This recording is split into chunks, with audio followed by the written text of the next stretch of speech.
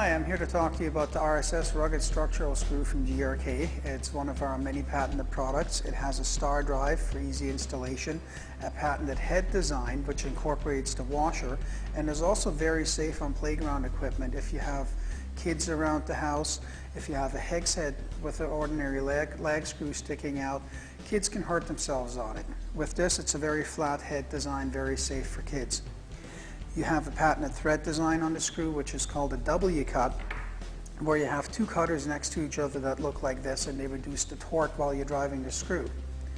It's very easy to run this screw. We make it in lengths anywhere from 1.5 to 20 inches long, in stock all the time, but we have made it up to 39.5 inches or 1 meter long before. There's no pre-drilling required for any of them. You can run them into several kinds of materials, and they're a perfect lag screw replacement. Really, anywhere you use a lag screw, you can use an RSS. The difference being that the RSS is not just stronger, but also installs a lot easier, and will also last longer because the coating on it is something called Climatech, which is a triple zinc polymer coating that's exclusive to GRK. Now, what I've got here is two 4x4s, and I'll show how easy a 6-inch RSS can be run in. There's no pre-drilling, as I mentioned, and a 6-inch version here is also one of our primary sizes that we sell for ledger boards on decks, which is a very popular installation for the RSS. Then I'll go over here where I have a little bit of a ledger board mock-up. I'll show the drawing power of the RSS because of the head that's on it and the thread. And then I'm going to show you one of the other versions of the RSS that we have called an LPS for SIP panels, structurally insulated panels. I'm going to run this 14-inch screw into this block of treated wood here, no pre-drilling, just so you can see how well the screw actually works.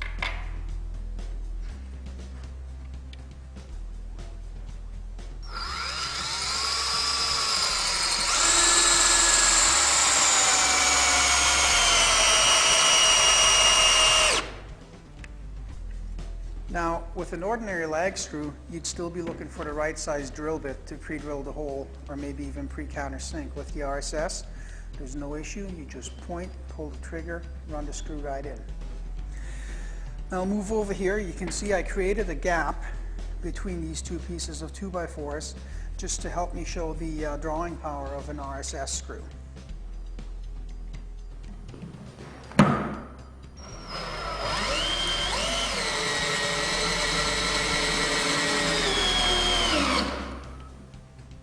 Go, pulls it down.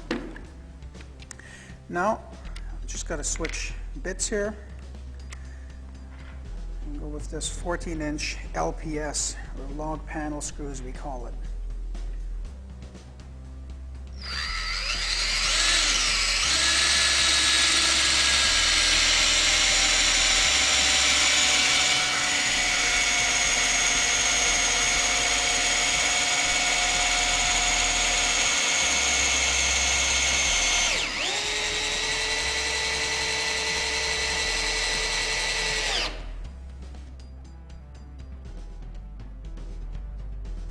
This right here is the LPS, or log panel screw, that we have, and this is something we came up with for the structurally insulated panel industry, or SIPs. What you have with SIPs, of course, is usually long, thin screws that you need, such as this one. It does have the RSS washer head on it, but if you do need a larger washer head, depending on the type of SIP installation you'd be doing, we do have a couple of different washers available. One of them is a little bit thinner but very wide, and then a structural, really thick washer as well. What I'm going to show you next is the LTF, log and timber frame screw, which is a version of the RSS. Now, with the LTF, you get what's called a CE thread on the screw here. And what the CE thread is meant to do is, it's wide. It's not as wide as the thread itself, but it's wider than the shank. So that allows, if you're putting together some logs, as I will be in a couple of minutes, that allows the logs to settle freely along the shank of the screw. As you can see here, you've got a screw with a CE thread, and it moves very easily because there's a separation between the wood and the screw shank. Therefore, wood can settle. If you don't have that, as with this screw, you can't move the screw.